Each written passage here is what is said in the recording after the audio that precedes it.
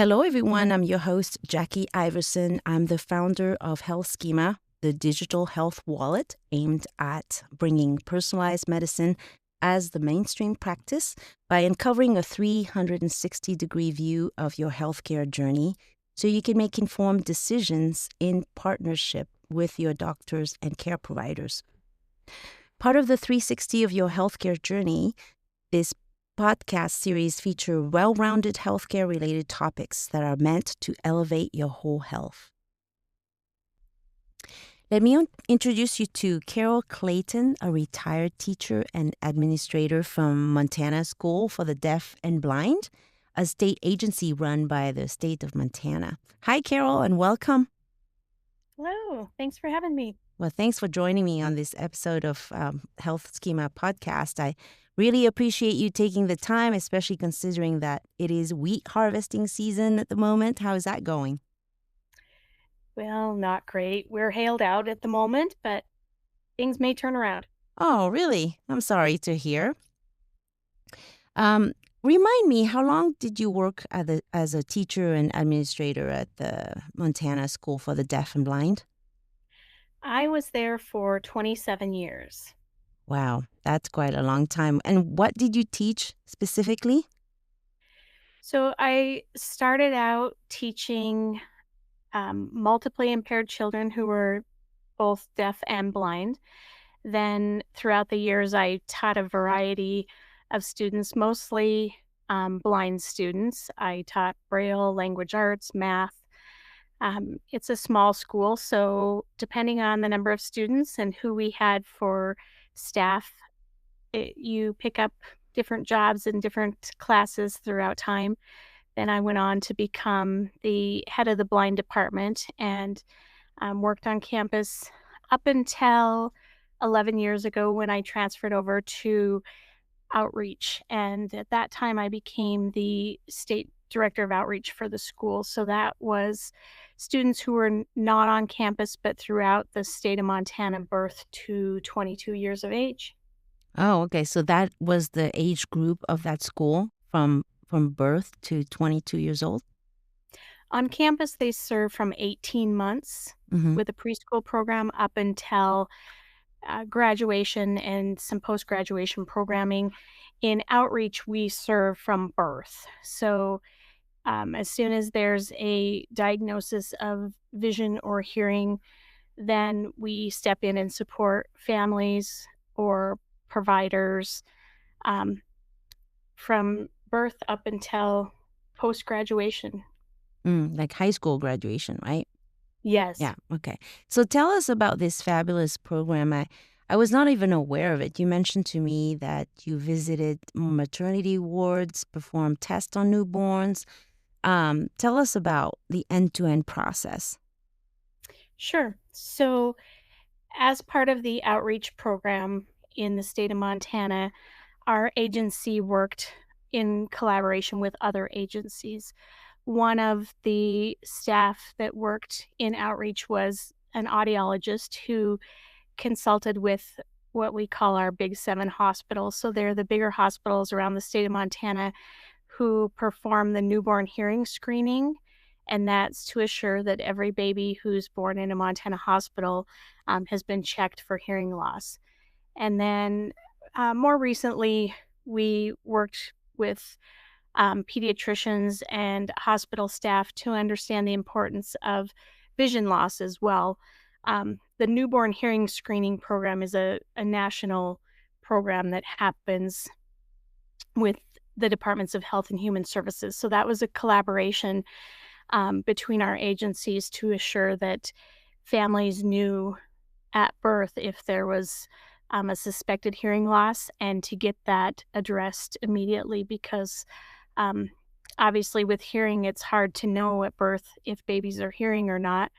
With vision, there are sometimes a little bit more indicator that there might be something wrong with the eyes because you can visually see something happening. So they were really important programs because early intervention is the key to long-term success for kids. The earlier we can support getting them what they need, the better their outcomes are as adults. Yeah, agreed. I think it's like with any diagnosis, right? So you used to really screen every baby who was born in Montana. Is that correct? Yes, yes, Wow. and Um, there's an average of about 11,000 babies born in those big hospitals a year, and that was the protocol was for the audiologist and the Department of Health to work together with those nurses and assure that those babies had that screening completed and either got a successful pass certificate or a referral to get further checking done on their hearing. Yeah. And so the minute you diagnose them with either hearing loss or vision loss, you enter them in this program. Is that how it works? Yes. Great. Yes. Yeah. And then the Montana School for Deaf and Blind Outreach program had a variety of services from services where we would go into the home and work with the families so that they would understand how you approach things with a baby who has a mild vision loss or a baby who is blind or a baby who is deafblind. Hmm. So, parents are the first teacher, we always say, and so assuring that the parents know how to interact in an appropriate and, successful way was our biggest program, I think. And then, depending on the need of the child, if they needed more specialized services like ASL, American Sign Language, or access to tactile learning like Braille or, tactile as babies, then we help the family to become aware of that service and provided online ASL training for families and communities. We provided deaf adults as mentors to the families who went into the home and worked with the child and the family to understand that deafness is a culture. It's not seen in the deaf world as a disability, it's a Mm. culture. And so, understanding that those children who are born deaf many times 90% or more of the time are born to hearing parents. Mhm. So assuring that they have those mentors from that culture to help the family recognize um, how to approach and how to continue to um, lead that child towards success. Yeah, that's so important. So, out of curiosity, I looked up the statistics about schools for the deaf and blind in the United States, and I found that there are about 47 US states that have at least one state-supported school for the deaf and or the blind. However, not all states have both, and not all operate combined schools, which to me is surprising because they're, so different. How do you combine the program to serve both? Right. So I would say more of the states that have a combined school have the school for the fiscal purpose.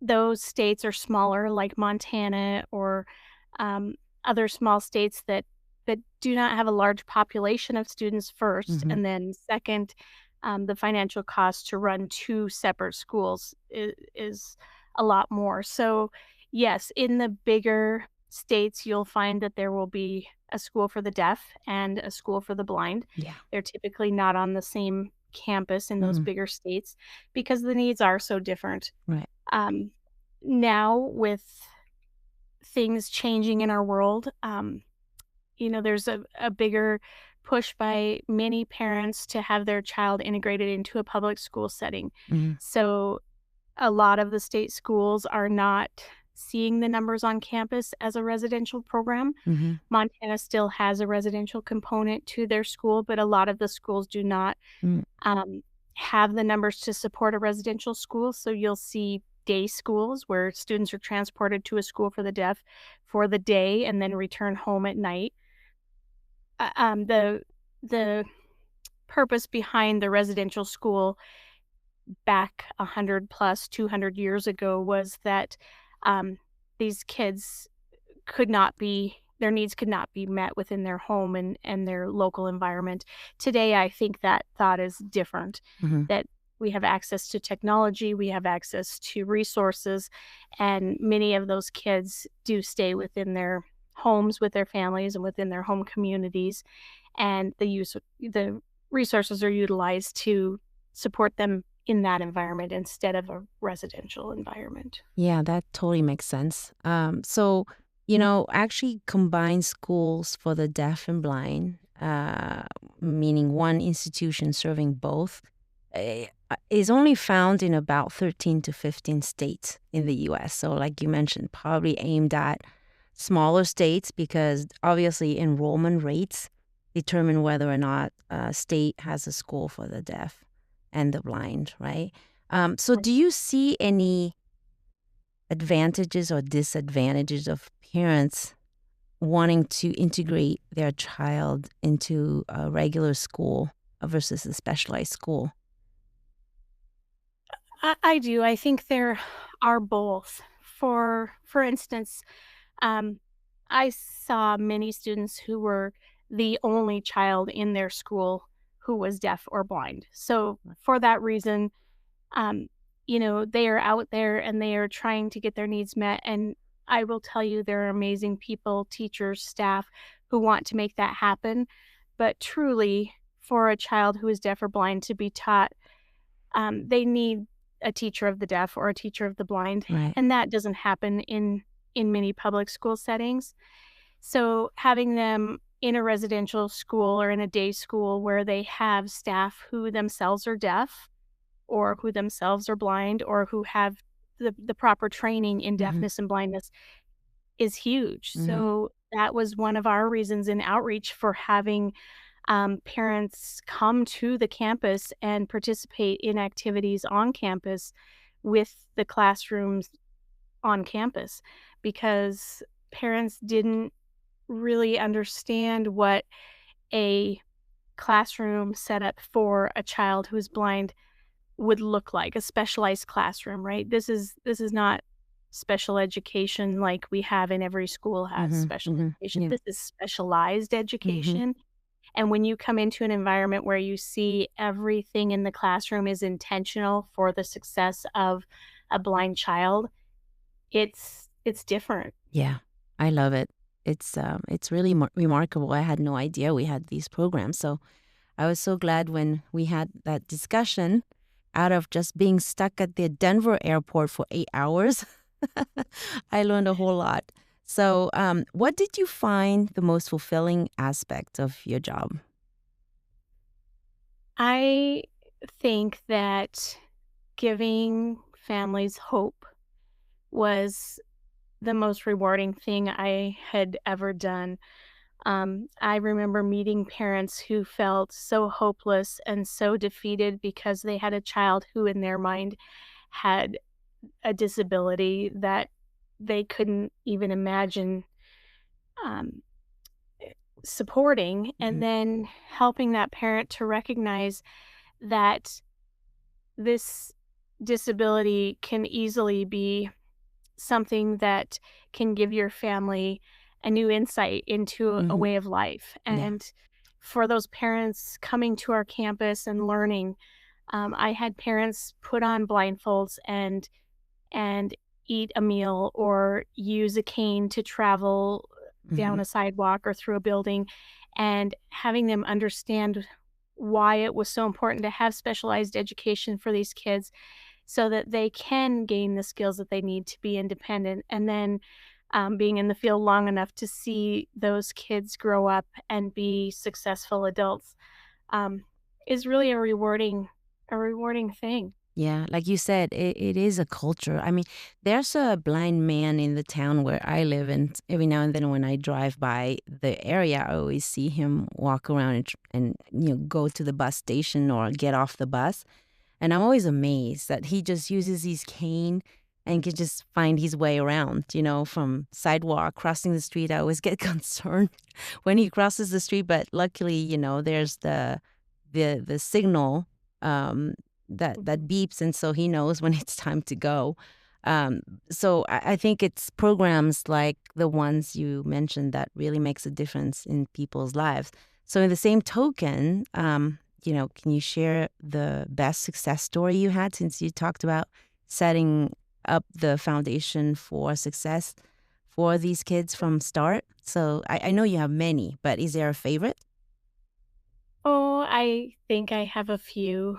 Um, my saying, Helen Keller, who was deaf and blind, Mm-hmm. had many great quotes, and one of my favorites was, "If you think you can, you can, Mm-hmm. and if you think you can't, you won't." Mm-hmm. And so for many of the families I worked with, I explained to them the importance of a can-do attitude and, giving your kids the opportunity that every child has. So many parents couldn't imagine putting their child who is blind on a bike, Yeah. or having them go down a ski hill, or Mm-hmm. doing the things that everyone else has the opportunity to try in Montana. And then seeing those students doing exactly what they thought they couldn't do and becoming successful at it. So, um, I have quite a few stories.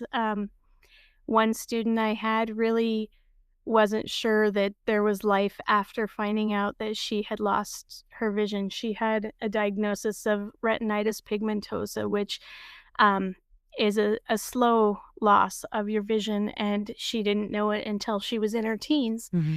And she, as a teenager, was not sure how to cope, and her mom, as a mom of a teenager, was not sure how to cope.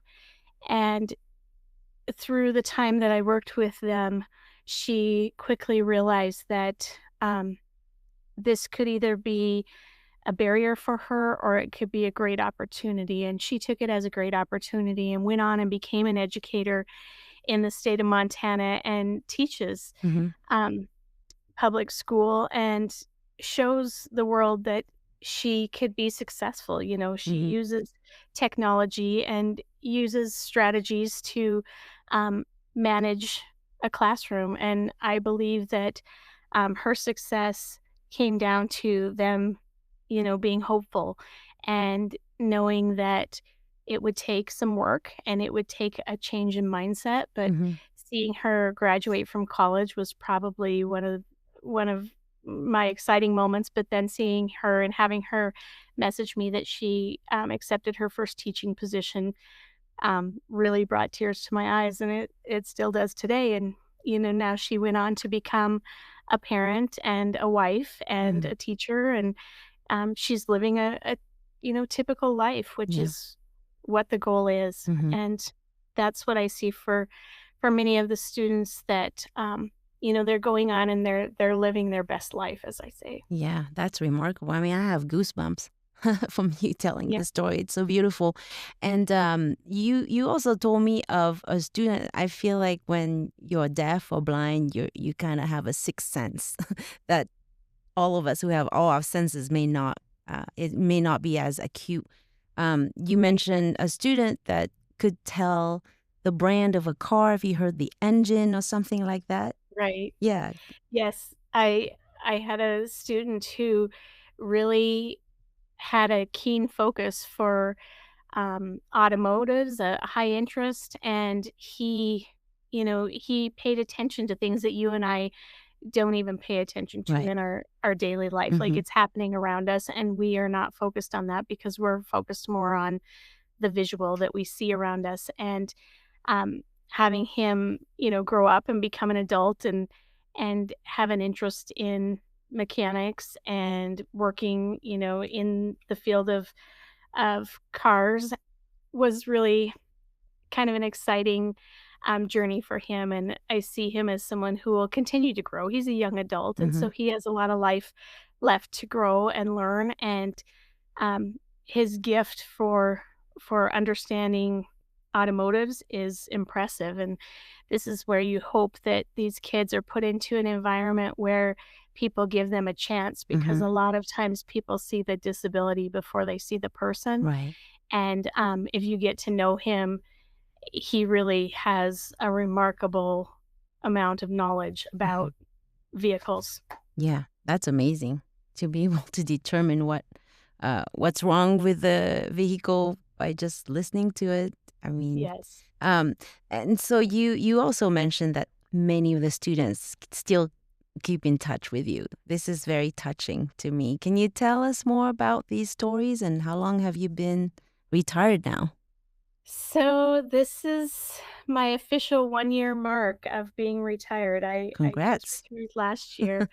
But a lot of the students who I have a close relationship with were students I taught in the classroom. Hmm. So those students are now, you know, older. They're in their 30s, 40s. Some of them are almost 50 years old, which is hard to believe. But I think it's something where, again, when you have the opportunity to work with someone and you believe that they can do something and they came from an environment where they couldn't, um, a lot of these students were came from a public school setting where they were not successful and they had difficulties learning to read or learning to do simple tasks because the approach for a sighted person is much different than the approach for someone who has vision loss. Yeah. So, having them come to the campus and working with them on how to do things and having them see quick success,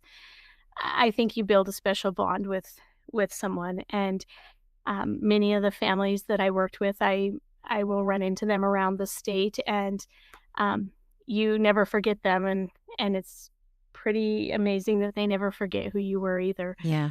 So, yeah, it's a special bond, Right. and I believe that everyone has a purpose, and some of the students that I served had not just deafness or blindness, but multiple disabilities, Hmm. and I worked with an amazing staff who thought outside the box every day of ways to give these students opportunities. So seeing, a little girl who was graduating high school who was in a wheelchair, nonverbal, um, no sight, be able to be a part of a work environment using switches as her communication, and being a part of something bigger than herself really makes you beam.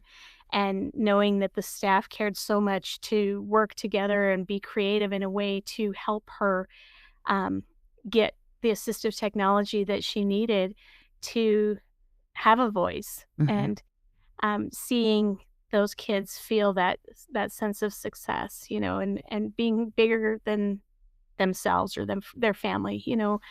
I remember talking to a student, uh, an adult who was a student, that said, "I never really imagined that I would go on to do things outside my family.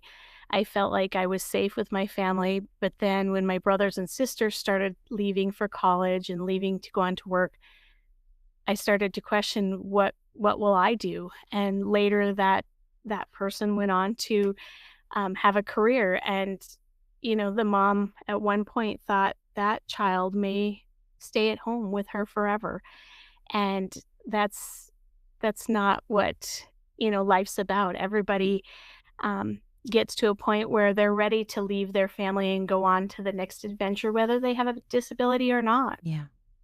That's wonderful. So, what do you wish people knew about uh, education for the deaf and blind? And, you know, w- what can people do to help people that So are in their lives that are blind or are deaf?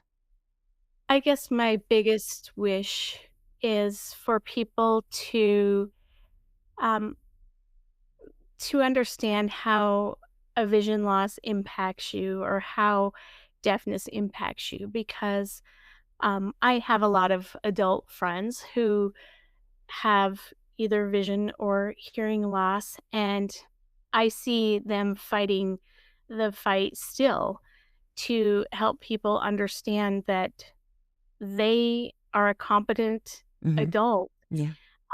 And the oppression is real, and people don't recognize sometimes that when they don't know how vision or hearing loss impacts you, they tend to look at that person differently than Yes. they would look at them if they really knew them as a person. Um, who has hearing loss or a person who has vision loss because life's challenging when you are approaching things without hearing or without your vision. But there are a lot of really smart people out there, and I my hope is that all of them get the opportunity in life to go after their dreams and have people there to support them being successful because um, if you recognize how to support someone who is deaf in within an organization or within a business, they can be very successful. Yeah. Um, a deaf person has the same ability, a blind person has the same Right. ability as you or I to Hmm. be successful with the right access. And Yeah. that's what it comes down to is having access to all of the information that those of them around have. Absolutely. And I told you one of my bucket list items is to learn ASL, because Yes. I feel that I'm so lucky to be a hearing person that I could help, bridge the two worlds um, for deaf people. I'm not sure I'll be any good with Braille, but maybe if I have enough time, I'll tackle that on. But it's wonderful to hear from your perspective because it's true, we tend to forget, right? So, do you have any regrets? Perhaps something you think you could have done better while you were part of the program now that you're retired? I think I tend to live life with no regrets. And I Mm-hmm. think that when you know better, you do better. And that I continued throughout my career to learn more, to put myself in challenging situations to better understand the people I was serving. And, that I feel like is something that I'm glad that I did. I think um, no, I mean, I want to continue to support the field. There are not a lot of people out there going into careers as teachers of the deaf or teachers of the blind, Mm-hmm. and it's a very small population of people, and so I want to continue to support that. But I feel my retirement was at the right time, and um, this past year has been amazing. I've gotten to do things that I haven't done for a long time.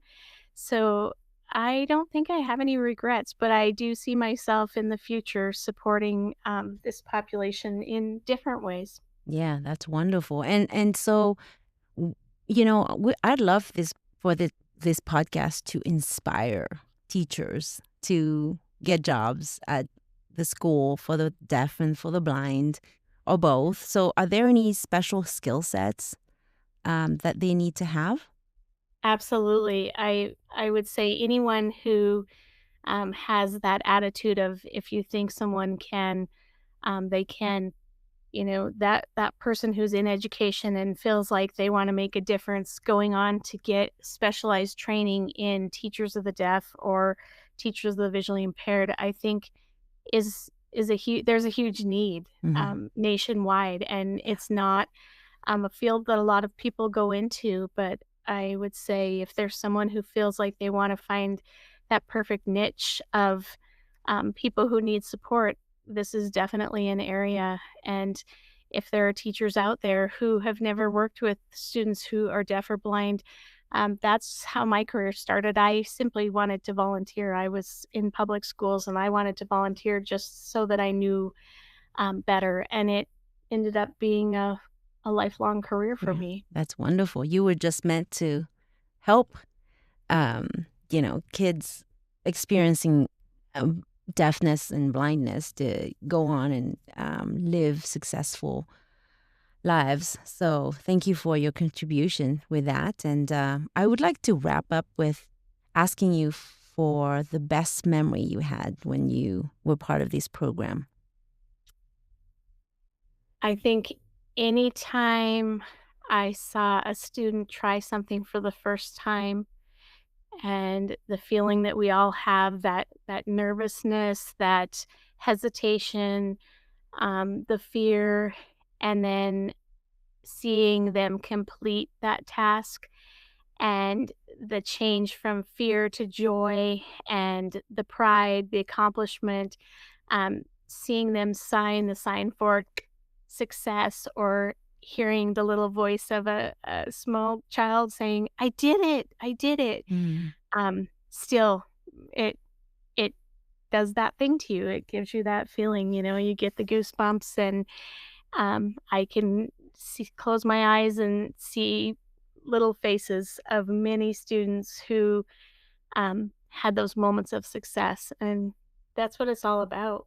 Wow, that's wonderful. That's so inspiring. And I don't know how you held on to such a long career. I think I'd have to cry every single day working in your position.